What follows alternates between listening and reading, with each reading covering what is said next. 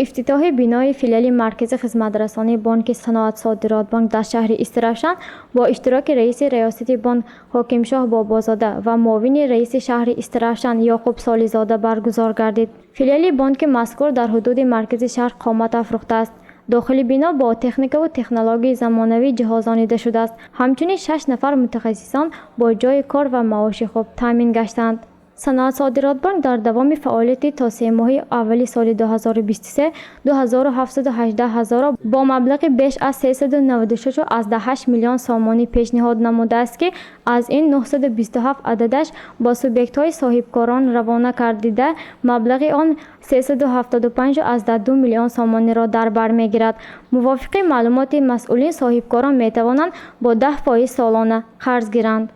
با دستگیری به واسطه ریاست صنعت صادرات بانک امروز خوشبختانه در شهر استرافشان مرکز خدمترسانی بانکی به فعالیت شروع کرد.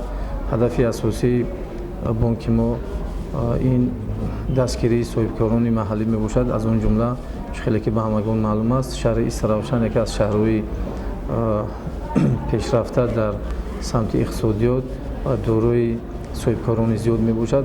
بنابر همین ما تصمیم گرفتیم که رهبریت ریاست بانک تصمیم گرفت که در شهر استرافشان مرکز خدمترسانی بانک را به استفاده دهد.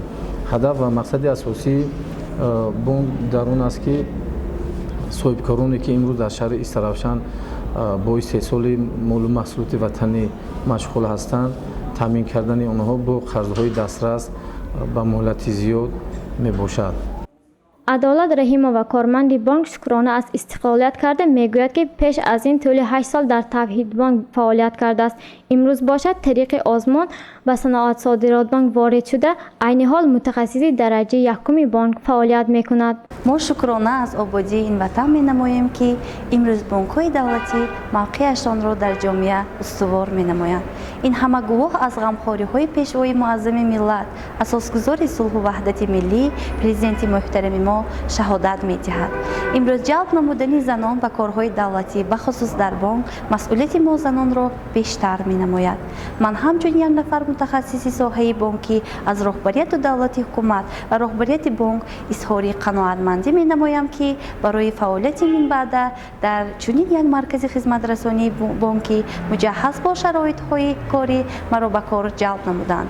باید یادآور شد که بانک با قرار حکومت جمهوری تاجیکستان تحت رقم 390 مؤسسه دولتی فاند دستگیری صاحبکاری نزد حکومت جمهوری تاجیکستان به کارخانه واحد دولتی بانک صنعت و صادرات تاجیکستان صنعت صادرات بانک تبدیل داده شد. بانک در طول فعالیت خویش زیر شعار هدف ما موفقیت شما جهت عملی نمودن دستور سپارش های اساسگزار صلح و وحدت ملی پیشوای ملت پرزیدنت جمهوری تاجیکستان محترم امام الرحمن تطبیق با موفقیت عملی کردن نقشه های استراتژی همچنین تحکیم موقع خود در بازار بین بانک‌ها در اساس دستگیری بیشتری صاحبکاران وطنی می باشد که این یکی از هدف اساسی این بانک به شمار می رود.